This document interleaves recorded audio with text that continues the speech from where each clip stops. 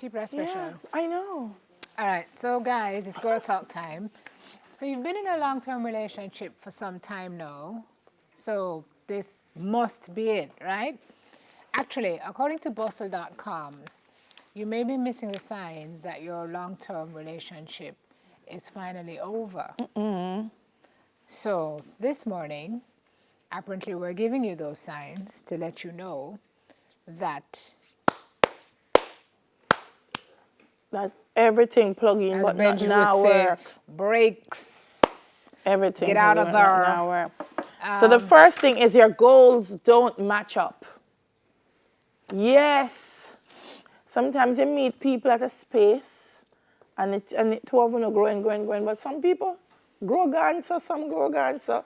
It's like a tree, you know, when you plant the little tree, so the whole of the branch them, yeah, till it get bigger and bigger and go so.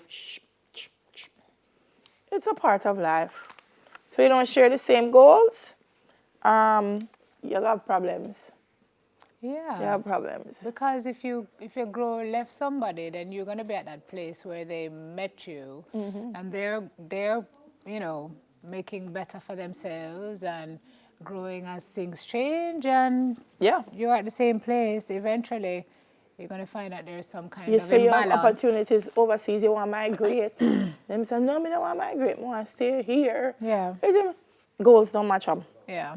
Well, it says while you don't have to share the exact same goals, it's important to be at least headed in the same direction. If you aren't, problems will arise and fights will ensue. And when two Yes. people have very different visions for their lives, it's hard to create a middle ground. Yeah, we can start out and we say, well, we can buy a house, but we go and rent a little something. But then over time, we say, no, we think we should buy a house. Yeah, 'cause all of and you this ask rent them, money, why yeah. you buy a house? Me Yeah. don't mind renting. Yeah, problems. Problems. Infidelity. Oh, mercy, that's another so long term, that's a short term, mid term, any term. Any term. What? This says it's possible to overcome a cheating incident if you are both willing to put in the work. But more often than not, it's going to send a relationship up in flames. Yeah. For me, this is just the one that I just can't look past for some reason. I don't know if you ever forget it, or if you ever heal from it, or if you can ever really, truly move on. It's always From going to a- come to bear in a relationship. Yeah, I don't. Because you're going to wonder, everything is going to be a question. sending off, everything going to be sending off something in your head. I think it would take more from the person who cheated. They would really have to have that commitment to say, Cheater. I've done wrong. And the cheating. And yeah, because How if do you're you going to prove- be, me sorry, get over it. So you have to allow the person that you're with the time to heal as well. You say, you're going to bring that up again? But Then how I get do over you it. how do you re-earn that trust? Because when you mash up that how Yeah. you build that back? Yeah. I don't know. That's the toughest Yeah. one. I mean, if you guys have been in a relationship, I'm always eager to hear. If you're in a relationship and you've experienced that and the relationship goes on to be strong, because there are relationships that survive cheating and Yeah. become even better Yeah. after counseling and so on. We'd love to hear from you guys, because that would be a good girl to Marvin, you must tell us to how to move that forward. how your relationship overcome infidelity. Okay. I hear you. The next one is unresolved family issues. What did you say now, Delia? Says while your relationship is between you and your partner, you're kidding yourself if you think so. Outside forces can make things more difficult, like family issues. When you bring unhealthy relationships with your parents and children, or your partner brings them into a new relationship, there's never a solid base from which to tackle normal problems. Yeah. It's a slow, miserable road to bring some ruin. baby mother when I realize that them is the ghost of relationship past. Yeah. So it's a problem. Not only that, you hear a lot of people complain about in-laws as well, and how Yes. difficult a situation that is. So there really is a level of Can mediation you see, and you balance. have some situations where, for example, the brother is, so some women are married to their brothers. So anything want them, I go pick up the phone and call them brother at midnight, 1 o'clock in the morning. And then, listen, in my house, come to listen. We need the house to be. So it's a problem. It's a problem. You're not married to your brother. But truly though, when you marry people, you marry the entire family. Well, no. We must stop tell people so. You marry the entire family. We stop tell people so, Simone. There is a way to navigate.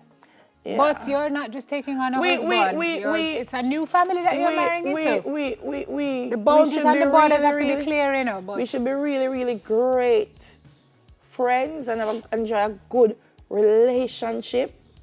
But I am not married to you.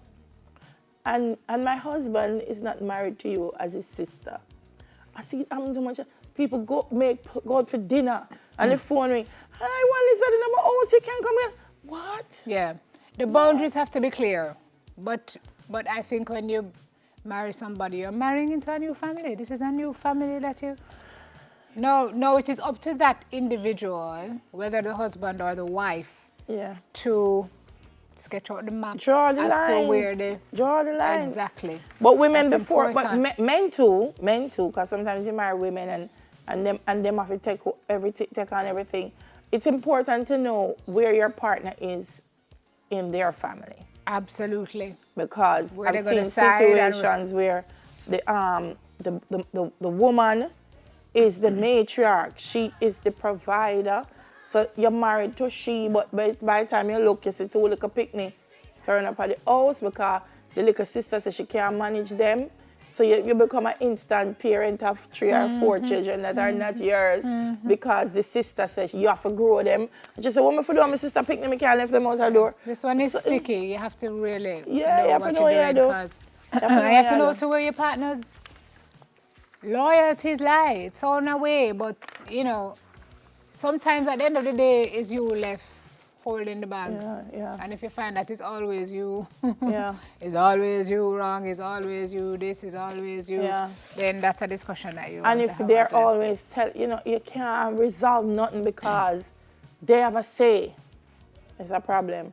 If you're in a marriage and you're always in court, just plead guilty and leave it alone. Family court. If there's always a jury waiting to give you a verdict, family court. Just plead guilty and go on. May I tell you, a lot of work. All right. Low self-esteem. Yeah. It says low self-esteem itself won't ruin your relationship, but its side effects might. By itself, it will ruin your relationship because if you don't know what you value, then you're going to allow people to treat you any old way. Yeah. And you're going to see it as, well, at least somebody loved me, so let me just sit this out. And it's funny, this is putting it on the person. It is saying people with low self-esteem become insecure and jealous.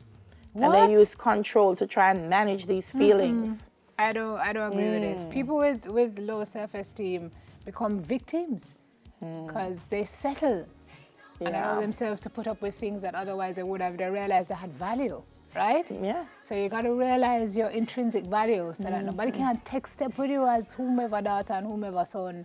Stand up for yourself and know what you're worth so that you don't end up taking foolishness from people over and over again. Ignoring each other. Yeah. Important. Ignoring or turning away from your partner when they bid for your attention can be damaging. Let me tell you something.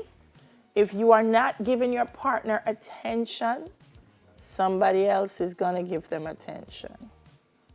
I'm not advocating for infidelity, but don't, as me tell Neville Thursday, not take no butter rub pampas mouth.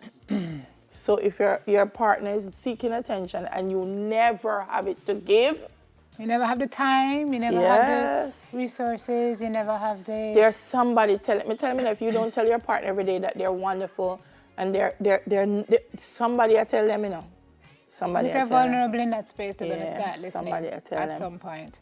Somebody I tell them. Ineffective arguments. Arguments are going to happen during relationships and that's okay. But how you handle how conflict. do you argue? How do you handle those arguments? Do you shut each other out? Do you throw around awful names during a fight? Have you seen Red Table Talk? Have you ever seen that? Jada Pinkett. Yeah. Is Jada? Yeah. Jada Pinkett Smith, right? Yeah. There's one that she did. She released half of one yesterday that she did with Will. And they were talking about the fact that they set the ground rules early for how they argue. They don't raise their voices. They don't use profanity. And they had to set that stage early because they knew both their weaknesses where anger was concerned. And they said, they don't have to walk each other out. Will just says he's at a place where he says, I'm impaired. I'm not able to be loving right now. And they walk each other out. And that's the way they argue. Because if them really give in to the kind of anger they feel, they wouldn't still be together 20 years later. So how do you argue? You know, because some of those things that you say, you know, as much as you apologize for them, they don't leave.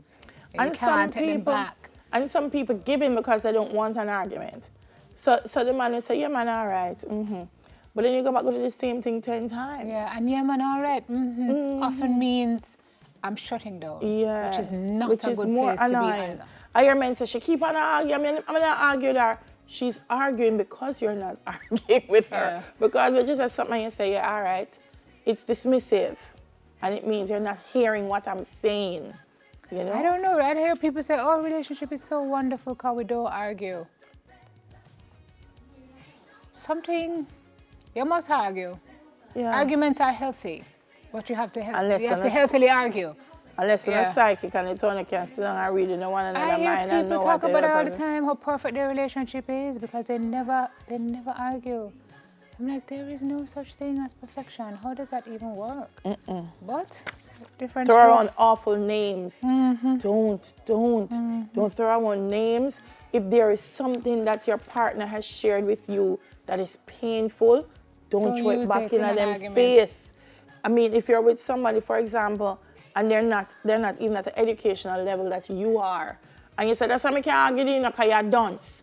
Painful. Don't trust that somebody put in you. And those things don't go away. And throw it up. No. They don't go away. Even after I'm sorry, even after, they don't go away. Yeah. They don't go away.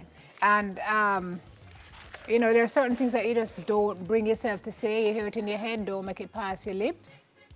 Same thing Will and Jada said yesterday, that once you say it the first time, it becomes easy to repeat it. It's like you become addicted to saying it. So it's easier for you to hurl it and throw it as a weapon. And then, you know, by the time you look, irreparable damage. Somebody don't end up with that dunce like you. You can't take it back. Yeah. And the last point, a total lack of fun.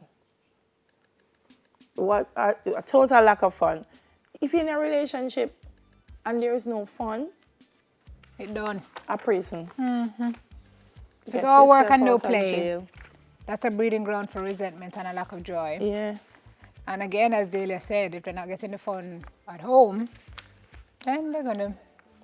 And if they don't want fun at home, that means they're funned out.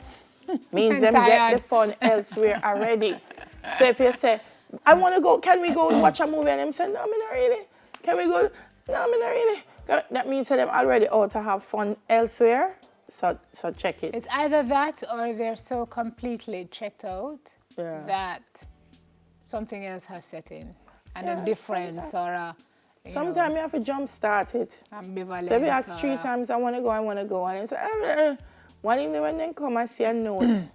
So you're gone. I went. It will stick there. So there are some social media responses because they threw out this question yesterday. Latoya says, conversations become less and they're anxious for the conversation to end. Wow. Oh my gosh. Wow. If it reached this, I'll go on. Deep. Core Melrose, little to no communication, no affection or attention, everything becomes a problem. Arguing is more than talking. Red flag. Every day is a contender. Miss Yulik, when he's no longer in love with you, he just loves you as a person. A lot of people don't know the difference. He can love you, but not be in love with you. The relationship is dead when you talk about nothing but everyday stuff, the kids, work, nothing else. Okay, Miss Stephanie R. says, constantly arguing, chemistry popped down, communication moved from 100 to nothing. 0. Sean's D, there's nothing left to say, no feelings of love whatsoever for the other half. Roommate lifestyle. Well, share a space, but that's about it. Yeah. You're like the curtain on the wall. Oh gosh, at least the curtain get used sometime. Thank you guys for your feedback this morning. Boy. Key thing to take away, if it now work. We were talking this morning about a Same. situation with somebody who's been in a relationship for such a long time, Yeah. and stayed in what was a broken relationship for such a long time. And at this age and stage of the person's life, it's clearly setting as a, you know, a situation of, you know, depression and hurt and bitterness, and sometimes, guys, it's better to walk away and feel the hurt then than to end up bitter so many years later and still in the same situation. Yeah. Sometimes it hurts less to let go than to hang on. So, Right? If the long term investment not showing any dividends. No return on investment. Harrow I pop down for truly. Then that's time No to go. dividends. Say thank you, please, All right. and let it go. Yep. That's girl talk, guys.